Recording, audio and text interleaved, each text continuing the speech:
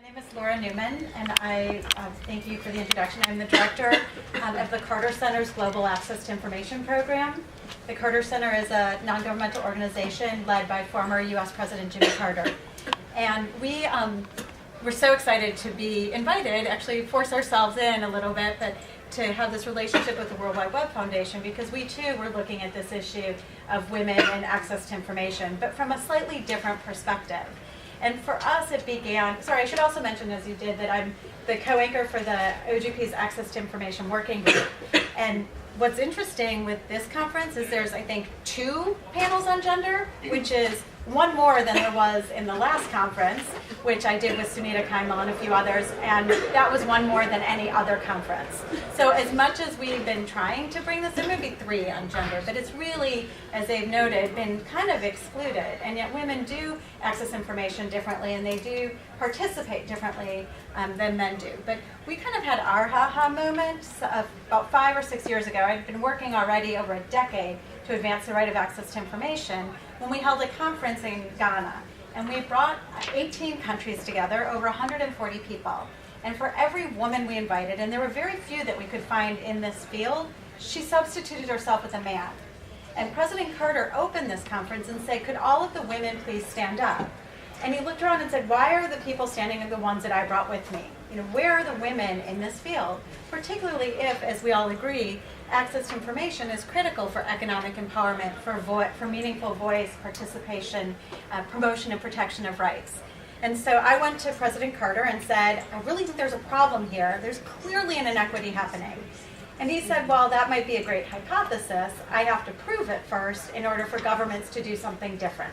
And so what he challenged me to do was prove that there is an inequity in the way that women are able to exercise their fundamental right to information, and then developing programming after it. So what I'm going to do is just show you a few slides about the study that we did. Again, this is stuff that we just talked to you about. What is the value of access to information for women, better decision making, engaging more effectively, meaningful voice, etc. This is just to give you a sense of what our programming does, and then I'll talk to you in a second, but just we're trying to increase economic empowerment and the promotion and protection of rights through access to information in 3 countries. And these are our model countries. We're hoping, of course, to scale this up with the help of maybe OGP, but certainly all of you. Okay, so the study. What we did is we developed a study that looked at 3 different groups. First, we did interviews with community leaders and asked them about women's ability to exercise the right to information. And we asked 3 questions. 1, can women exercise the right with the same facility as men? Ease, frequency, and rate of success. Secondly, if they can't, what are the main obstacles facing women in trying to exercise their right to information? And finally, if they could overcome those obstacles, what information is really the most valuable for women? And the way that we did this, again, is we talked to community leaders, we talked to experts, and we used local researchers, and then we did something called non-participant observation, where local researchers went into public offices and watched what happened. What happened when a woman went to try and get information about basic services? What happened when a man went and tried to get information? And how were they treated? And also, what was the environment in which they were trying to gather this information? And secondly, they did interviews of both the women and men coming in there, as well as the public officials. So in total, in the 3 countries of Liberia, Guatemala, and Bangladesh, we did 1,700 interviews. They did participant observation in 128 agencies, and each agency 3 times, because we wanted to see if there was a difference in the morning or the afternoon or a different day of the week. We looked at a whole host of things as well. How many women came in, how many women were working in public service. I mean, we can talk about all of this when we do the round robin, because all of this feeds into the problems. And then you'll see that we did these number of interviews. So here are the basic findings, and I'm going through this really fast, so we want to get an opportunity to talk to all of you. Here's the national aggregate across the 3 countries of what the community leaders felt, whether women could exercise the right to information with the same facility as men. So what you'll see in Liberia, it was close to 80% of the community leaders said that women could not. In Guatemala, it was 64%, and in Bangladesh, it was 60%. What's really interesting about this is I actually think it's the inverse. I think that women in Liberia actually have more access to information than women in the other communities. part of the problem is when you talk to community leaders, oftentimes there's it's not just women that we talk to, we are also talking to men. And if you disaggregate this data, men tended to feel like women have better access to information than women community leaders did. And the other issue with this, and there's all kinds of, obviously, problems with the data that you need to understand, but one of the issues as well is that community leaders did tend to have better access than did the rest of the community. And so a lot of times they were answering for themselves rather than their other community. And we absolutely saw that once a woman, for example, in Guatemala, I think you probably know this, 80% of women aren't allowed to leave the home without permission from their husbands or their fathers. But once they leave the home and they get into the agency, they often had better success than, for example, the women in Liberia, because the problem in Liberia was in the agency. The problem in Guatemala was more in the home. Once they got to the agency, they were successful because they were known to the agents. They tended to be the most elite women of the same political party who were quite educated. But this is basically what we found in these 3 countries when we asked community leaders. When we asked experts, you can see it's much more aligned. So it's about 60 to 65% felt that women are not able to exercise their right to information with the same facility as men. My favorite slide is coming up.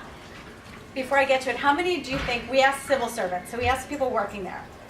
What do you think their response was, whether women are able to access information as easily as men? I mean, shockingly, in some places, in Guatemala, 100% said absolutely women are getting information exactly as men do.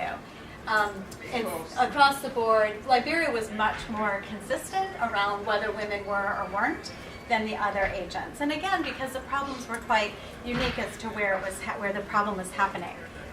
But what we've seen with all 3 data sets is that there is this idea of 1,700 people, the majority feel like women are not able to exercise this fundamental right at the same rate as men. We did talk about economic empowerment. Here's my favorite statistic. If you give, and why information for women is so important, if you give a man $1, if you give a woman $1, how much do you think she reinvests in the family? 70 cents. 90. If you give $1 to a man, how much does he reinvest in the family? After he's hung out with the guys, if there's anything remaining, well. The statistics show that somewhere between 30 to 35% comes back into the family. So clearly, if we can get women to be more economically empowered, that's not only going to help women, but the family, the community, and the country as a whole. So I want to go quickly through what were the main obstacles that women face. And we put all 3 countries together. The extremes were a little bit different, but the obstacles were very similar. Illiteracy was a huge problem for women. Secondly, lack of awareness. Women didn't know where to go, how to ask for information. Part of this as well, we heard a lot about women's own self-confidence. That came from men. We heard from men that women didn't want information, that women didn't need information, that they weren't confident enough to ask for information. That wasn't coming from women. And there's another slide, which I don't have time to show you, but we asked women, do you think government holds important information for you? And over 90% said yes. And yet men are still saying women don't want government information. Fear of asking. There's a huge culture against women asking for information. And again, that varies by country. In Liberia, the fear of asking seemed to come more that they were afraid of how men would react. In Bangladesh, it was more about how the mother-in-laws would react. So who's kind of instilling that fear varies in different cultures. This one is really key, no time and inconvenient access.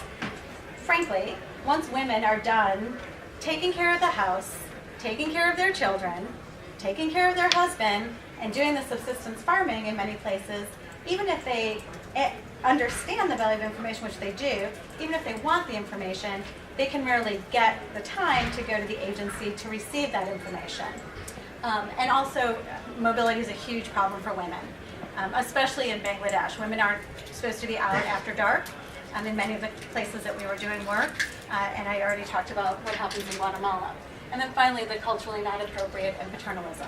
So this was our menu of what do we need to do to help women overcome these obstacles in order to really exercise their right to information. And part of that is working not just with women, but obviously with our government partners as well, this whole idea of don't wait for the mountain to come to Mohammed to come to the mountain. You need to take the mountain to Mohammed, which the internet would certainly be, an appropriate way to do, as well as using other proactive disclosure mechanisms. I think my last slide just said, if we could overcome all these obstacles, what information do women want? Because so often we see agencies putting out information that really is not that meaningful for women. So we wanted to hear from women, what is it that you want? And across the countries, the number one type of information women wanted was on education. Secondly, so they wanted to know about opportunities for themselves, for their children, scholarships, how many teachers are supposed to be in the schools, when are the schools supposed to be open, what's the curriculum supposed to be, am I supposed to be paying fees or not, everything around education. They also wanted to know about how to get employment and their rights to work, businesses, starting a business, how do I get a license to start a business, how do I get support to start a business, what are my land and property rights. We heard, one woman telling us a story in Liberia once she was made aware of her right to information, that she started fighting her brothers because she understood that she was supposed to get land. We also heard from the same woman that she decided to fight her husband because she wanted access to information about all of his wives that he was cheating on her with. He didn't give her that information. But really, finally, about women's rights. So I think with that, that's my last slide. Yeah. So our goal at the Carter Center right now is to try to model ways to reach women with that critical information. How do you get that to women in a way that's meaningful that they can then use in order to, again, fulfill and protect their fundamental rights and also for increased economic empowerment?